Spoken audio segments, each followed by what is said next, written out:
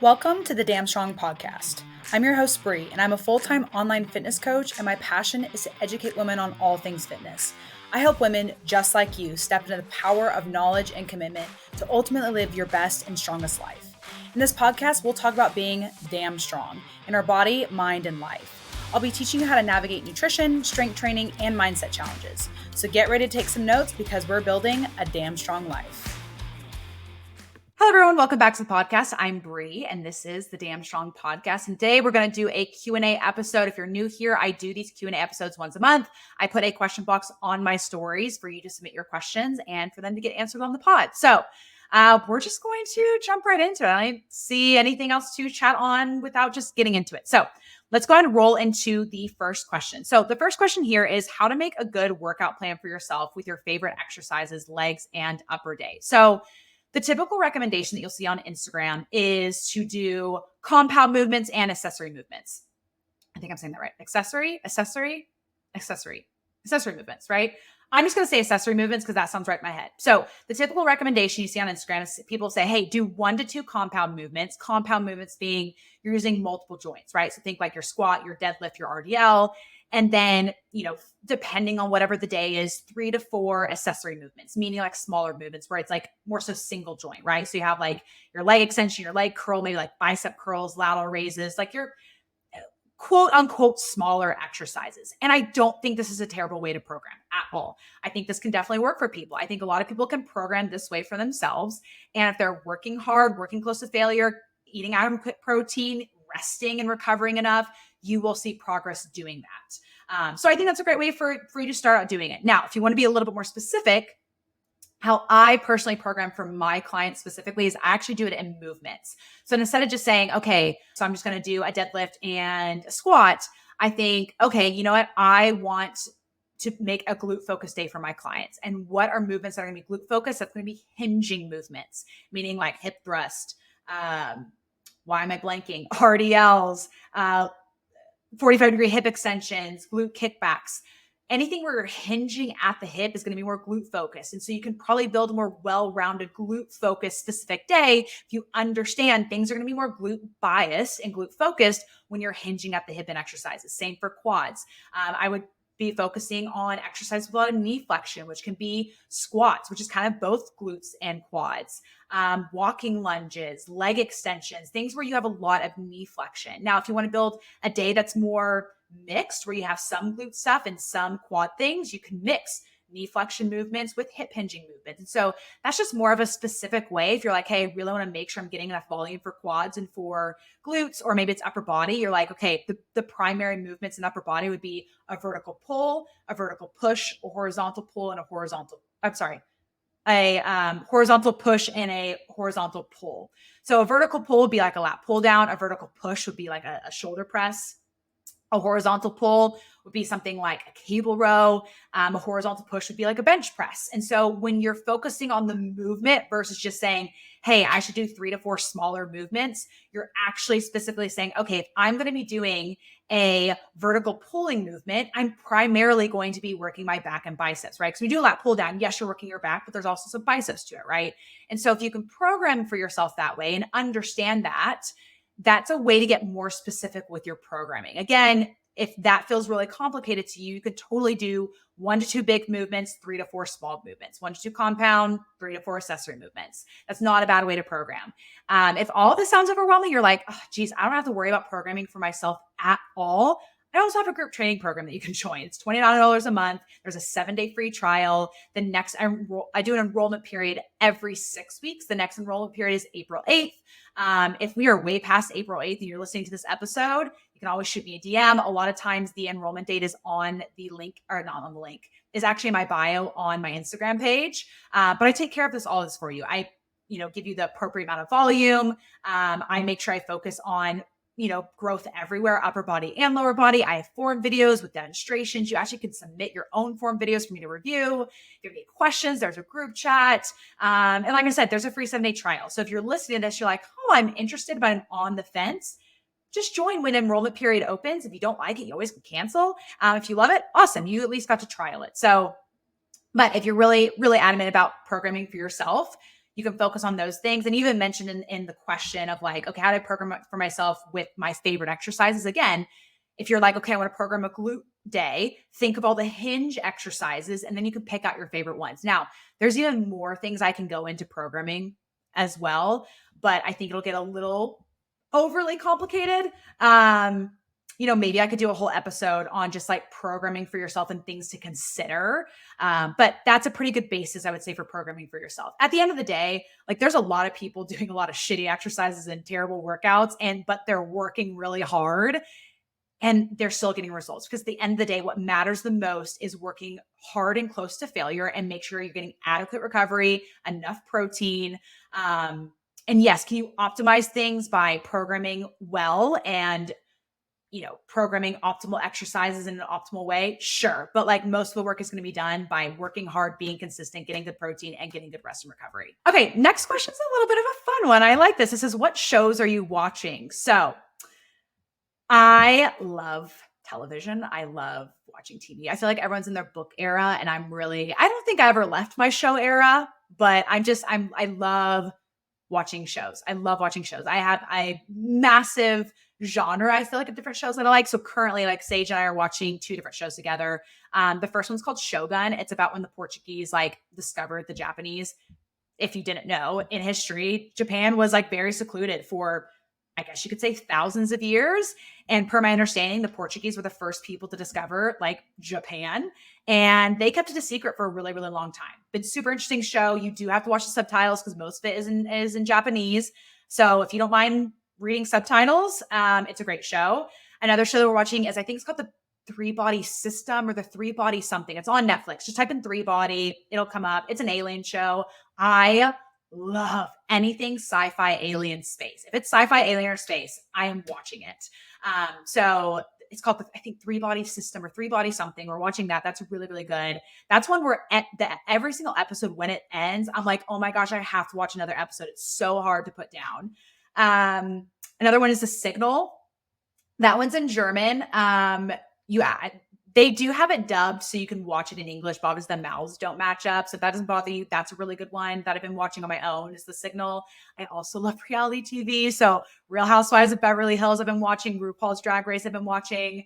What are some other shows I've been watching? Okay, I just had to pull up my Netflix. Another show I've been watching is The Gentleman. That one's been pretty good. It's not been the most amazing show, but it's been pretty good. I'm only like a few episodes in. Homicide New York, true crime something. And then I just looked up to make sure I got it right. It's called The 3-Body Problem. Is that what I was talking about? So I know this makes it sound like I'm just constantly watching TV all the time, but I promise I'm not. Sage and I have our 1 or 2 shows that we watch together when we eat dinner. And then like I usually will watch TV, if I take the dog for a walk, or I go for my own walk, or maybe I am editing some content. I'll have things play in the background. So I promise I'm not just wasting my life away watching TV, but I do really, really love TV shows. And I like a wide variety. I think my favorite has got to be like sci-fi, space. I love documentary stuff. I love learning about like processes and things. So I have a lot of things that I kind of watch. So hopefully that gives you some recommendations for your own shows. Okay, next question. I'm not going to go too far into, because I did answer this on my last myth busting is my episode 55. I answered this question in more depth on episode 55. So someone said, curious about sugar-free sweeteners. Heard they're just as bad as regular sugar. That is a myth. They are not bad in general. And I'm going to say sugar is bad. The overconsumption of sugar can be bad, just like the overconsumption of most things can be bad.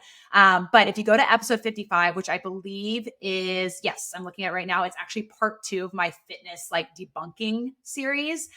The first thing that I answer on there is about non-nutritive sweeteners, which is just a fancy word for like artificial sweeteners. I just specifically talk about aspartame, which is the one everyone's focused on. So I would go listen to episode 55 if you're curious to know more about that, because I dive in there. I may end up doing just like a completely separate episode on aspartame and stuff like that. That's outside of the debunking episode. But for now, it's all in episode 55. Okay, next question is how to deal with negative clients. This is a coaching question. Coaches are there for support, but it can be so draining. This one can be really difficult. It also depends, I would say, like the severity of their negativity, because I'll be completely honest with you guys, there's 100% been situations with a few clients where they are so negative. They have such negative self-talk that everything that comes out of their mouth was negative. They can never see the positive of anything. Those were all clients I end up having to recommend a therapy. Be like, look, for you to get healthier right now, it actually isn't going to be fat loss. You need to see yourself as a winner. You need to see yourself as a positive person. You need to see yourself as successful, right? Because you can never see it was the situations where it's like every time we achieve success, there was a reason why they weren't successful. Every sentence out of their mouth was negative self-talk. And with those clients, I had to have the very honest conversation of like, look, I think you need therapy. I think there's deeper trauma. I think you need to work through this. You need to, in order for, health is such a holistic word, right? And I was like, you need to get healthy with your mindset first before we tackle this weight loss thing. And a lot of clients I help through that. A lot of clients I help with the negative mindset, but there are some clients that it's so extreme and so bad that I do recommend a therapy. For like your everyday average client who just like comes in with a negative mindset, it's challenging it, right? It's challenging how they say things. If they say, oh, I only worked out 3 times this week. It's like, you only worked out 3 times. Well, what were you doing last week? What were you doing the last few weeks? Oh, I wasn't working out at all. Okay. So let's see that as a success. You weren't working out at all before we started working out together. And yes, we programmed you 4 days, but you got 3. You went from 0 to 3. We need to see that as a success and constantly helping them to change their thought process. And so it might be like, hey, if they hit 3 workouts and they didn't get the 4th, I'd be like, don't even worry about the 4th workout. Let's just build on you getting 3 over and over and over again. And once we hit 3, then we're going to up you to 4 workout. Or it can be something, this is one I deal with a lot, right? A client will go over their calories and like, I'm a failure. Like I can never be consistent. I can't do this. I knew I was going to fail. I'd be like, hold up. Put your calories into your data sheet. I have a data sheet for all my clients where it averages out their calories. I go, put your calories into your data sheet. And they put them in. And I go, now look at your average for the week. Their average will be perfectly in line with their protocols. And so I challenge the things that they say to themselves a lot. I take the emotions that they have and I put that into reality, being like, look, you're not a failure. You didn't fail. Or if there is, maybe they did the whole entire week, they just blew past their calories and they're just like, I'm a failure. I can't do this. It's like, no, you're not a failure. You're human. Okay. And what we're going to do, we're going to problem solve. You're allowed to be human. You're allowed to make mistakes. You're allowed to have struggles. But what we're going to do is we're going to see everything that went down and problem solve through this. Okay, on Saturday, what happened? Let's talk through this.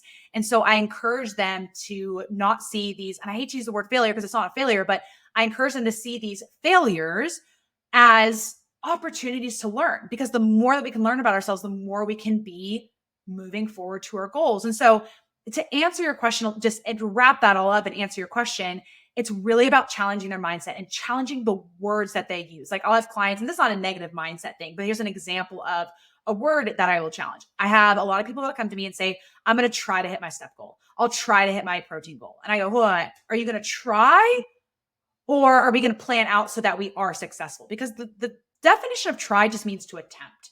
So if you attempt to hit your step goal, like if you just put on your walking shoes, but you don't actually go for a walk, well, you tried to go for a walk. That's attempting. So technically you're successful in that, right? So instead of saying, hey, I'm going to try to go for a walk, it's like, let's not try. Let's actually sit down and let's look at your day and say, okay, at what time today do I have an opportunity to schedule my walk? And so again, saying I need to try and go walk isn't a negative self-talk, but a lot of times when people say I'm a failure, I go, whoa, you're not a failure.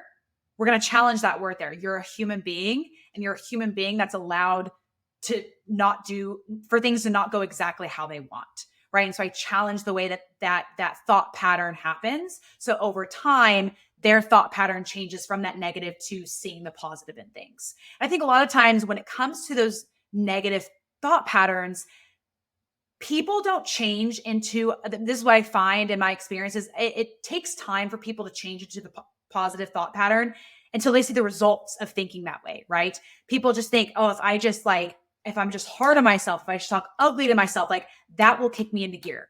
Like that's what's going to do it for me. If I punish myself, that's going to do it. Because if you think about it, probably a lot of us as we grew up, we learned through punishment from our parents, whether that's getting grounded or maybe you got the back of your hand slapped or you got something taken away.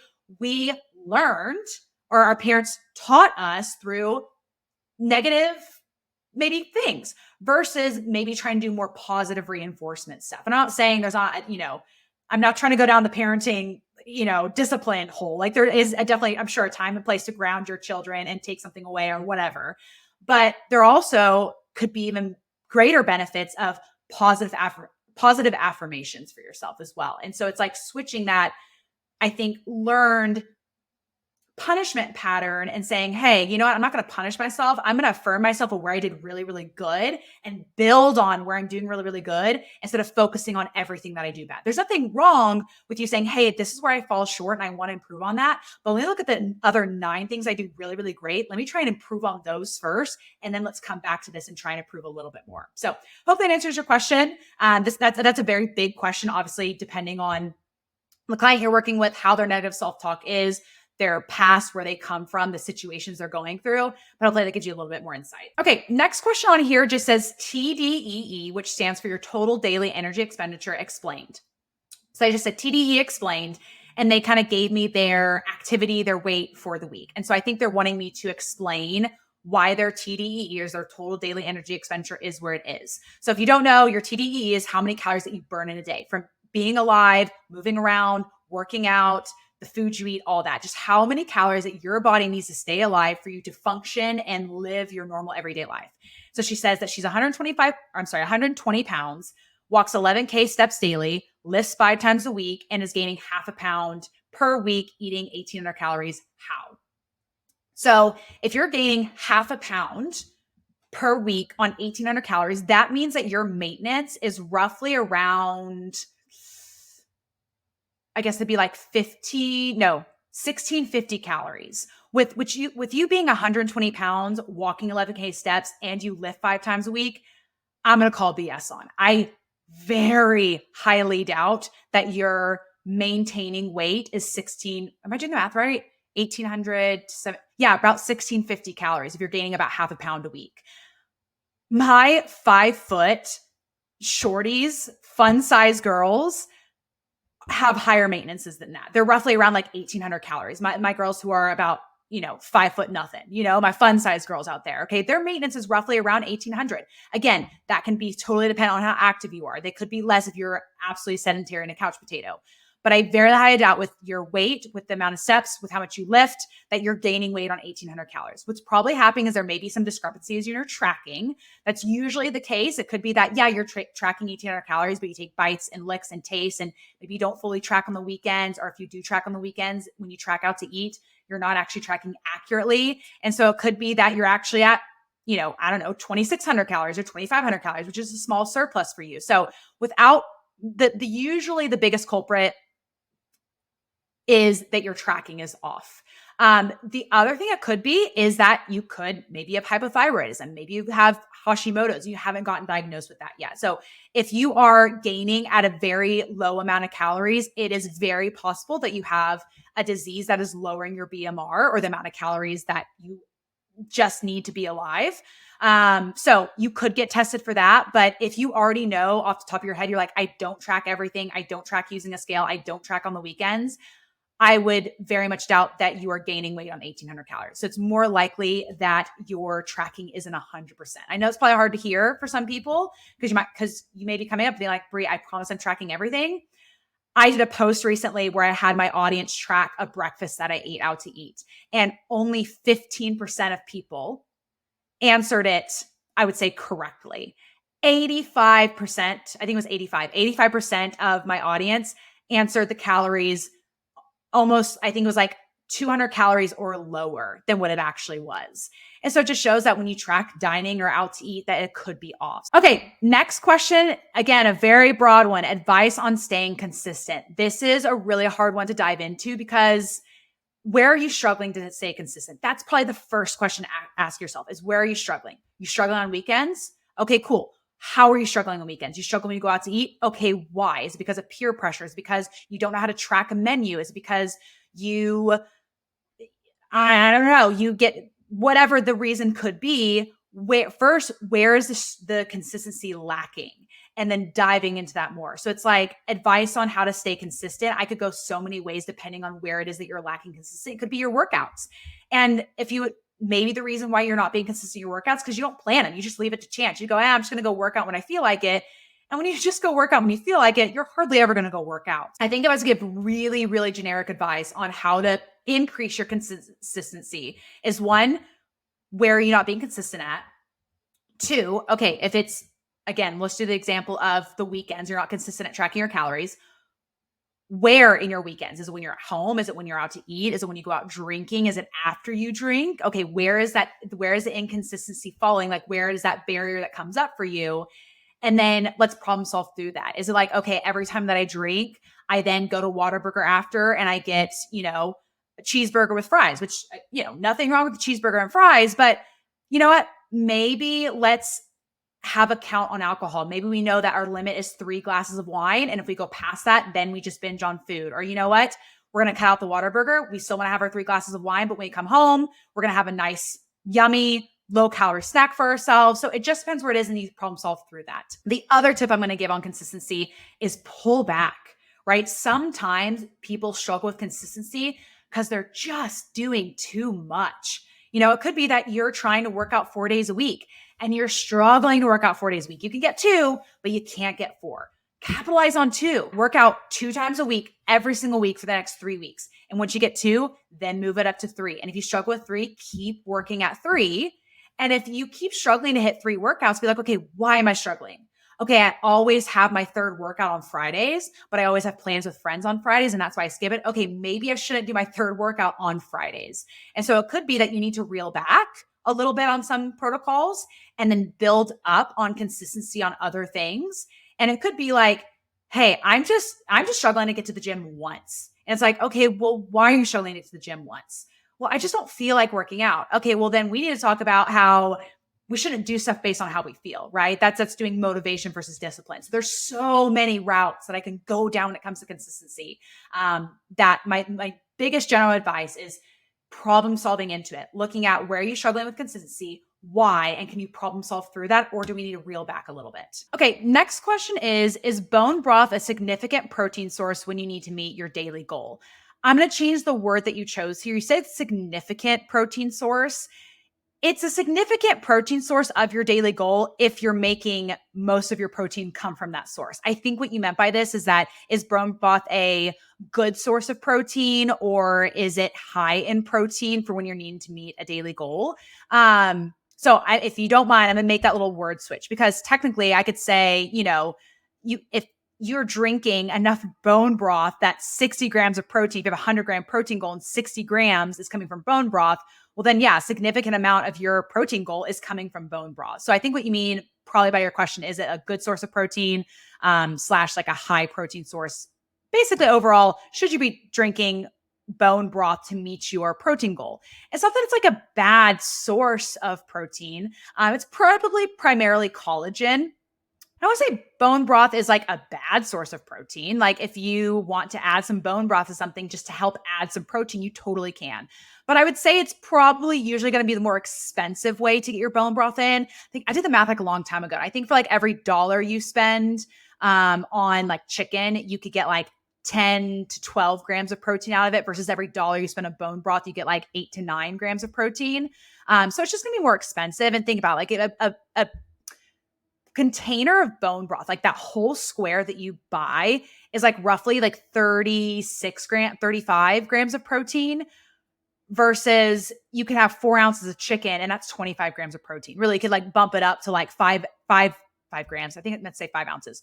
4 ounces of chicken is like roughly 25 grams of protein. You could have like 5 ounces of chicken for basically 35 grams of protein, or you have to drink an entire container of bone broth to get the same amount of protein. So it's just probably not the best. If you're trying to like volume eat a little bit, sure, like bone broth can help because it's not like a ton of calories, but I wouldn't say it's the most amount of protein when it's coming to spending your dollar. Again, because you might go with like organic or Whole Foods or you buy from Target. Like it depends where you buy your bone broth of what's going to cost. But I just think getting your protein in via just like chicken and shrimp and all other things is going to be easier for you. So if you like bone broth, if you love having a cup in the morning and you want to, and there's obviously protein to that, awesome, rock on. But if you're like, hey, I really want to get a good bang for my buck in a protein source, go with chicken or go with a protein powder, right? Mix it with milk. Like you're going to get more protein out of that per dollar than you probably would with bone broth. Okay, next question is a 2-part question. It says part 1, finish each exercise set. Okay, this one's going to take me a second to get. Hold on. Finish each exercise sets and move on to the next exercise, or can you do set 1 for all exercises and do a circuit of 4 to 5 exercises? Makes sense. Yes, I think I understand what you're saying. What you're saying is, should you do like 3 sets of bicep curls, 3 sets of tricep extensions, 3 sets of lat pull downs and do straight sets, or should you do 1 set of bicep curls, 1 set of lat pull downs, 1 set of the next exercise, and then repeat in a circuit way? Depends what your goal is. If your goal is to build muscle, I would be focusing on straight sets versus doing like 4 or 5 exercises and only doing 1 set of each. The other thing too is like, if you're at a gym, it probably isn't going to work out like flow wise. Like if you're doing once, you can't hog that many like exercises, right? If you're doing like a barbell hip thrust and leg extensions and leg curl and a leg press, you're not going to be able to hold all those machines. That's going to be really hard. So I'm assuming when you're asking doing a circuit, you're probably at home with all dumbbells. And so I'd rather you do straight sets and do 3 sets of bicep curls, 3 sets of, again, I'm just saying random exercises, lat pull downs, 3 exercise or reps. Oh my gosh, I'm talking way too fast. 3 sets of lateral raises, then doing a circuit. It's also probably more cardio based like that because you're not resting in between. And so it's important that we rest so we can push hard. So if your primary focus is is building muscle, I would be doing more straight sets. Now, it doesn't mean you can't do like super sets every once in a while, right? Where you do 2 exercises where you go back to back and repeat, back to back and repeat. But 4 to 5 exercises, not resting between all of them, going straight through them. I would much rather you do straight sets if your primary goal is building muscle. If your primary goal is just like lift weights and up your cardio, circuits are much more cardio based. So if you're trying to increase your cardio, then sure, you could go with that. But an easier way probably to increase your cardio would be like running or biking or something like that as well. So I'm not against circuits. It just depends what your primary goal is. Okay, next question is, how often should I add a weight in strength training? I feel like I'm stuck and can't go up. So there's not like this formula or like you should be adding this much weight every X amount of weeks or you're not progressing, right? So there's no answer. I can't tell you like how often it should be happening. What you should though be focusing on is also the amount of reps that you're doing. Too often we think like, oh, the only way to progress is to be increasing the weight, which is just untrue. There's so many other ways you can be progressing. You can also increase your range of motion. You could add tempo to something. You could add a deficit to something. You could increase your reps. There's so many different ways to progress at things besides adding weight. So for example, a lot of upper body exercises, you will be at the same weight. I want to say like years, but like years/months, 6 months to like years. Like lateral raises, it is taking me forever to get to 17.5 pounds. But what I did was slowly over time was increasing my reps. So I'm stuck at 15 pounds for 2 years, but I slowly got higher and higher and higher and higher and higher in reps with 15 pounds. I also did things like I would add a pause at the top, or I'd add tempo to certain things that will help me to also progress without having to increase the weight. So I want you to focus less on, oh my gosh, how often should I be increasing the weight? I want you to focus less on that. I want you to focus on how can I try to do a little bit more every single time, right? For some of y'all, it might be like, hey, I need to get a little more range of motion. For some of you guys, you're doing a perfect amount of range of motion. That's not how you're going to increase it. It might be the biggest focus is that just focus on doing more reps or do 1 more rep on one of your sets or even half a rep. I call them like micro reps. I even track my micro reps. Like if I am able to dumbbell curl a 30-pound dumbbell for 9 reps on my first set, my second set, and then my third set. If on my third set, I'm able to get like 9.5 of a rep, I track that half rep. Because previously, 3 months ago, I couldn't even get it halfway up on the quote unquote 10th rep. So I will even track those micro things. So I think you're just too much focusing on that weight's the only way. There'll be a lot of exercises, especially as you get stronger, that you're going to progress in reps way faster than you're going to progress in weight. We're all going to hit that point, and most of us hit that point way sooner with upper body. Okay, next question is it better to do push/pull or just 2 full upper body days? Whatever you enjoy. When it comes to working out and building muscle, it's really more so a total volume thing. So if you really enjoy push-pull, do push-pull. If you really enjoy mixing up mix it up. What matters is the total volume that you do over the week and you being consistent. So if you doing a push pull makes working out fun for you and you're more consistent because of that, do a push pull, right? So what matters is that you're consistent and you're doing enough volume. So you can structure those however you enjoy. All right. Last question here was actually not asked in the question box. She sent me a message because it was a little bit longer of a question, but this is a wonderful question that so many women especially struggle with. So she says, my question is, I'd love to hear your perspective on, I would love to lose the last 10 pounds in quotation marks, because who wouldn't? But I really struggle with how dialed in I feel like I'd have to be. I feel like I mentally can't commit to the consistency I need. The juice isn't worth the squeeze for me right now. Do you have any advice around accepting where you're at right now? Just always love to hear a perspective on this stuff like this.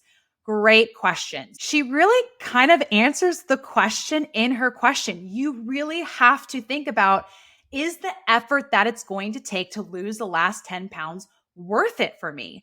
And for some of you guys, you won't know till you try. And it is 100% true that the leaner that you get, the more dialed in you have to be. You're going to be at lower calories because you have a smaller body. You have a smaller body, takes less energy to maintain, so you have to push to lower calories. Again, you have to be really, really dialed in. Your range for error gets smaller and smaller and smaller. And so, yes, I think, part of what she said in her question, she said, the juice just isn't worth the squeeze for me right now. Do you have any advice around accepting where you are right now? What other choice do you have? You know what I mean? It's like, you either can continue to punish yourself and I don't know if you're punishing yourself, but you either can continue to be like, oh, I want to be 10 pounds lighter. I want to be 10 pounds lighter. I want to be 10 pounds lighter. But you've already done the mental work of saying it's not worth it to me. So you have no other choice but to accept where you are right now. You know what I mean? And so now that's way easier said than done, accepting where you are. And I think part of it is reminding yourself of like, look, losing this 10 pounds isn't worth it to me because I actually gain a lot of life by keeping this 10 pounds. There's certain coaches that I follow on Instagram. I think I said this in a previous podcast, but I'm just going to re-say it again. There's certain coaches that I follow on Instagram and they're stupid lean, like super, super, super lean, like all the time, year round. But if you really look at what they eat, like when they share their food, they share what they're eating, it's always super bland, really plain, veggies and a meat. Like they hardly are enjoying ice cream, hardly enjoying sweets. Like they do it on occasion, but for the most part, their meals are super low calorie because that's what it takes for them to maintain that leanness. And I'm not going to say that any of these coaches have a disordered view of their body or what they're eating. They may have just come to the conclusion of like, look, me maintaining this really lean, absolutely shredded physique for my business is worth it versus enjoying these more fun foods. And that trade-off is worth it to me. It could also be that they have a disordered way of seeing it. Like they can't let go of that leaner body. And then these are the trade-offs they're making and they can't get past that totally. I want you to think about everything that you may potentially have to lose in order to gain a leaner body, right? Weight loss is so much more about what you could potentially gain than what you're losing. And let me clarify that. It's like, okay, if you lost the last 10 pounds, what will you gain in your life? Seriously, ask yourself that, because I have to ask myself that question too of, I sit here, I did a cut, last year in August to like roughly mid-November. I lost 17 pounds over 15 weeks. I've got the leanest I've ever been because I was in a bulk. I built a bunch of muscle. I am currently at the leanest I've ever been, meaning I have the most muscle and the least amount of body fat I've ever had. And I would be lying if I didn't think about getting leaner. But then I have to sit there with myself and be like, Brie, what would you gain by getting leaner? Would your life improve? You're not going to be able to eat more food. Is your quality of life going to increase? Like, no, if you lose another 5-10 pounds, like your quality of life is going to probably stay the same. If anything, again, you're going to get a smaller body. So your maintenance will be less. Like, what are you gaining from trying to lose the last 10 pounds?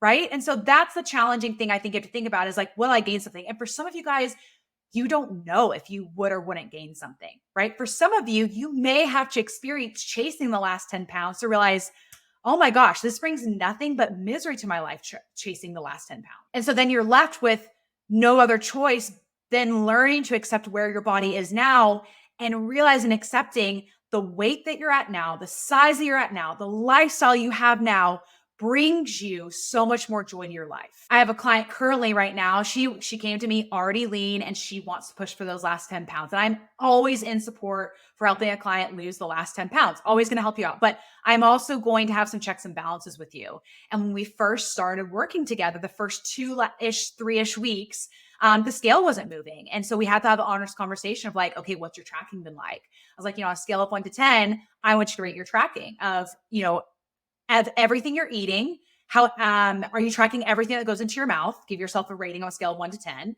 And then of everything that you're tracking, how accurate are you being? And she gave herself like a 7/8. And so I'd average that to 75%. That's just not going to cut it for how lean she's wanting to get. I told her, I was like, we have to dial in your tracking.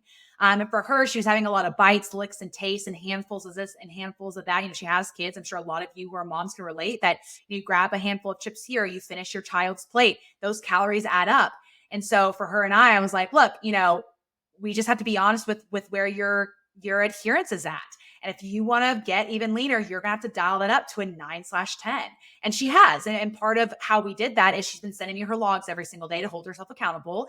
And then she'll text me what her compliance was. If she tracked everything, if she had any bites, licks, or tastes, and we kind of go through that, and the scale has been dropping. But that was a chat we had to have of like, look, I'm down for you pushing to get leaner and you to see and experience what life is like that. But just understand there is a trade-off. And that means you have to be super dialed in, tracking everything, being accurate or tracking. For her right now, that's worth it. It could be that she gets to a point where she's like, this kind of dialed in isn't worth it for me. Or let's just say, we get to the end of this, she loses the 10 pounds, she goes back to maintenance, right? Maintenance calories, and she's tracking at maintenance, she's maintaining her weight. Let's say she stops tracking and she gains back 5 of the 10 pounds that she loses. Then she's at an interesting fork in the road, right? Of being like, okay, yes, I lost 10 pounds and got leaner, but then when I stopped tracking, I gained back 5 pounds. Maybe the reality is that my lifestyle is just more supportive of me a bit 5 pounds heavier, because in order for me to stay 5 pounds leaner, I have to continue tracking, and continuing tracking for the rest of my life is not part of my best life. So I need to accept that if I'm not going to track, I'm going to have to be 5 pounds heavier unless I want to change my habits that will then support a leaner lifestyle. And there may be the habits that she's want to change. I'm just predicting here, right? These are a lot of thought processes I've had to go through with myself, because right now I am tracking during the week and not on the weekends. And I have to understand, if I stop tracking during the week eventually and just don't track at all for a chunk of time, I may gain some body fat. But that's because the habits that I currently have built up when it comes to not tracking may not support a leaner body. And so back to kind of what I first said is like, do I have any tips on how to accept like your body now? It's like, well, what other choice do you have? Like you either, again, like I said at the beginning, can either go round and round and round in your head of like, oh, I want to lose the last 10 pounds. But where has that gotten you in life, right? There's this, I saw this girl post a reel and I want to make a reel on it too. It's like, stop spending 95% of your life to weigh 5% less. Boom, mic drop, right? Stop spending 95% of your life to weigh 5% less. So that's all. So my girls are chasing the last 5 or 10 pounds. Really, really sit with that. Think about the effort. Think about the last however many years, or maybe it's just been months for you that you've been putting in the effort to try to lose the last 5 to 10 pounds. And if you've just been on this hamster wheel, I think it's about times that we change our thought process and accept like, hey, you know what? Obviously, the amount of effort is not worth it for me. Maybe not right now. Could be in the future, right? But right now, the amount of effort that's going to require is not worth it to me. Or maybe I'm not in a place in my life where I can put that kind of effort in. Maybe I'm not saying you can't lose the last 10 pounds traveling. You totally can. But let's say you have a ton of travel for your work coming up. And maybe like, hey, right now, pushing for the last 10 pounds doesn't make sense. But you know what? In the next few months, I won't travel as much for work, and it'll be easier for me to be adherent to lower calories because I'll have to push lower to get leaner. I'm going to do it then. Again, not saying you can't lose the last 10 pounds traveling. You can, but just think about how adherent you have to be losing the last 10 pounds and throw traveling into that. Like that just makes it a whole nother beast to conquer. So I hope that gives you some perspective of how I feel about that. It's really something you have to sit with and go over like the pros and cons. But I think the biggest thing is like, what do you gain from losing the last 10 pounds? What do you gain? What does it add to your life by losing the last 10 pounds? And if you can't think of anything, or if you only can think of one thing, then I want you to think, okay, losing the last pounds, what would it potentially take away from my life? think about that, the other side of it too. And you kind of have that pros and cons list. But I think the biggest thing a lot of you will be thinking is like, there's really not, I can't even think for myself, what would losing 10 pounds? I mean, yeah, I'd be leaner. And like, if I'm leaner because my job is being an online fitness coach, like maybe more people would do my training program because I'm shredded. But like, I don't want to have to live like that. This is my life at the same time. So I hope all that helps. But that was the last question. And I saved that one for last because I thought all these questions obviously were fantastic, but that was a really, really great one to really, really sit in for, I think, a lot of you guys that are listening. So thank you for joining for this episode. I hope you guys enjoyed this Q&A. As always, if any feedback, please shoot me a DM. I love to hear it. And a free way to support the show, as always, screenshot that you're listening, share it to your stories. So that way I can, and then tag me. So then I can reshare that. It just spreads the word about the podcast. And I will see you guys on the next episode. Okay, bye. Thanks for listening to another episode of the Damn Strong Podcast. Show me some love by leaving a review and sharing a screenshot of this episode on your Instagram stories. Until next time, stay strong.